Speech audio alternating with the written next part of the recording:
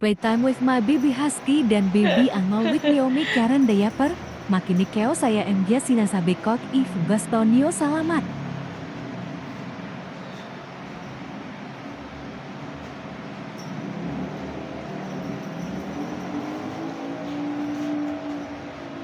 Nagustuhan. May ano siya, may wood dito sa dulo. Gustong-gusto ni Husky.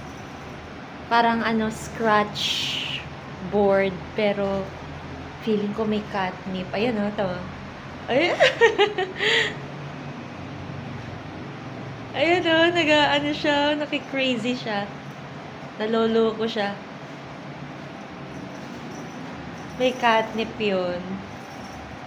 Catnip infused yung wood. Pero yung yung ano nangyari dun sa feather. Dinilaan ni Husky. Ayun. Basa na. Natutuyo din naman yan. Tuwa.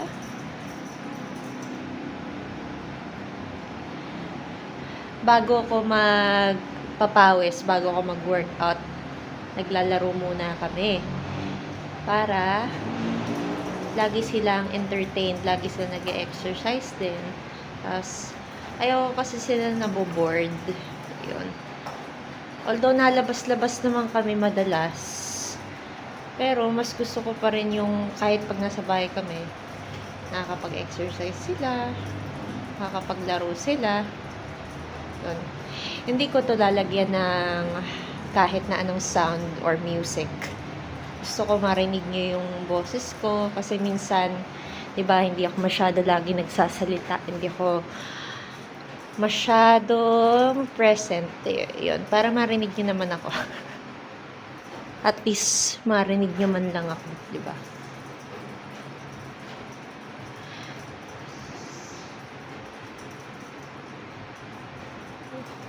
It's not like I'm a relevant person.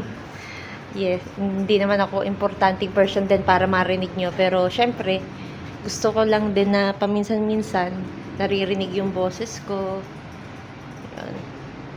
Yun, tayo yung nangyari. Dinidilaan ni Husky eh. Natutuyo naman to. Saka nalalabhan siya. Kaya, okay lang yun. Ganun talaga. Tapos, binigyan ko sila ng salmon oil kanina. Kaya, nag-groom sila. Tapos kung napapansin niyo yung leeg ni Husky, kung bakit parang basa, ointment yon kasi I think kinagat siya ni Angel talaga. Pina-check up na namin siya. Actually, ako lang. Nagpa-check up na kami.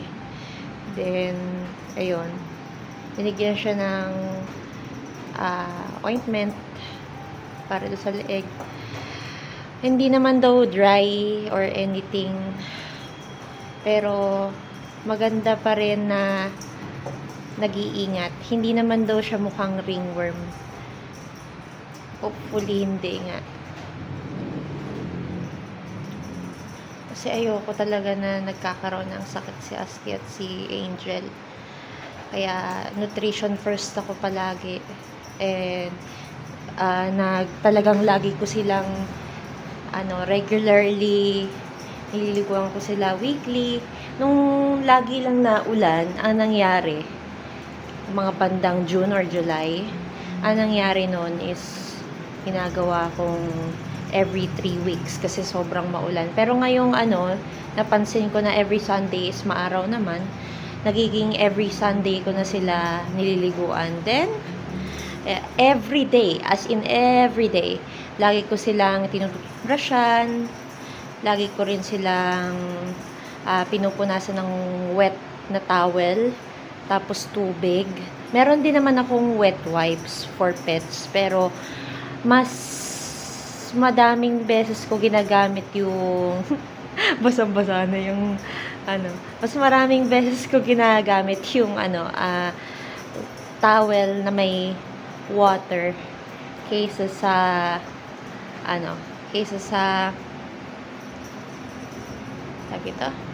sa pet wipes.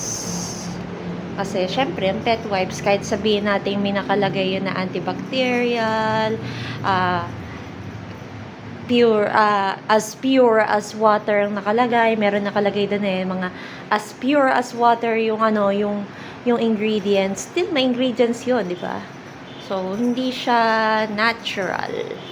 So, yun. More on tayo sa instinct ng pets, saka sa nature ng cats in general. Paano ba sila nag-groom? They usually groom themselves, and also they groom themselves with water din, like tigers and lions, diba? So, yun. Yun, isa yun. Although, nagamit pa rin naman ako ng pet wipes ng mga iba pang klaseng wipes for their ears, for their eyes, para sa areas na kailangan ng konting antibacterial. Yun. Ginagamitan ko ng wipes. Yan. Gustong-gusto ni Husky, talagang nag-crazy siya dito sa binili kong cat toy. Yan. Nalalabhan naman siya. Kaya, no worries kung ganyan na yung itsura niya. Si Angel, ang lalaruin na niya yung mga laway na ni Husky. Si Angel ang next na maglalaro. Naglalaro kami 3 times a day. Every day. Kasi gusto ko masaya sila. And gusto ko hindi sila meron ako napapansin na ibang cats na parang alam mo yon, yung parang hindi sila happy, tapos lagi nakatulala, laging yung alam mo yung hindi na exercise yung instinct nila, hindi na exercise yung hunting skills nila. Yun, alam mo yung ganong pusa, yung parang lagi nakatulala, walang sense yung face. Kapag nakikita mo naman yung mga si Husky at si Angel, kita mo naman lagi silang happy, tapos lagi silang alam mo yun, may intelligence, kumbaga. Hindi ko sinasabing merong syunga na pusa. Sinasabi ko lang na dapat ina-exercise nyo din sila. Okay, that's all. Si Angel naman. Si Angel, kwento ko lang sa inyo, ang tawag sa pusa, pag nag-hit pero male, walang hitting session ng male, ang tawag doon, sexual maturation. So, si Angel is sexually matured na siya. I think si Husky rin naman. Pero si Angel kasi talagang yung emotions niya very heightened lagi. So, lagi siyang umiingaw, lagi siyang nagte-territorial marking kung saan siya naihi. Minsan sa cat tunnel, minsan 2 cat tunnel yung iihian niya. Umihi na nga rin siya sa kama. Umihi din siya sa CR, sa kurtina ng kwarto, everywhere. So, yun. Ang lesson ko doon is need natin ipakapon ang male cats natin, okay? Or ang mga anak natin. Okay? Kasi para hindi sila magkaroon ng future issues like UTI, prostate cancer. Knock on wood, ayoko magkaroon sila ng ganong mga sakit. Gusto ko talaga healthy sila parehas. Yun, need natin ipakapon. So, nag-iipon na kami for neutering nila, magpapa-neuter sila. Then, bago magpa-neuter, ipapa-blood test ko muna para malaman ko kung fit ba sila sa kapon. Yun. Medyo natatagalan lang tayo kasi syempre alam naman natin na pricey yun. Okay? Pero it's one of the top priorities. Okay? Nag-iipon lang talaga tayo for now. Okay? Yun. So, yun. Everyday wet food sila. Rotation ako. Iba't ibang klaseng wet food, iba't ibang klaseng protein sources, tapos water. Actually, I just learned this. Ang cats, hindi sila talaga water drinkers. So, ang main source of water nila is nasa food nila. So, yon, give wet food, tapos minsan lagyan nyo ng water yung wet food, tapos dapat lagi rin kayo may available water source like water fountain, saka water bowl.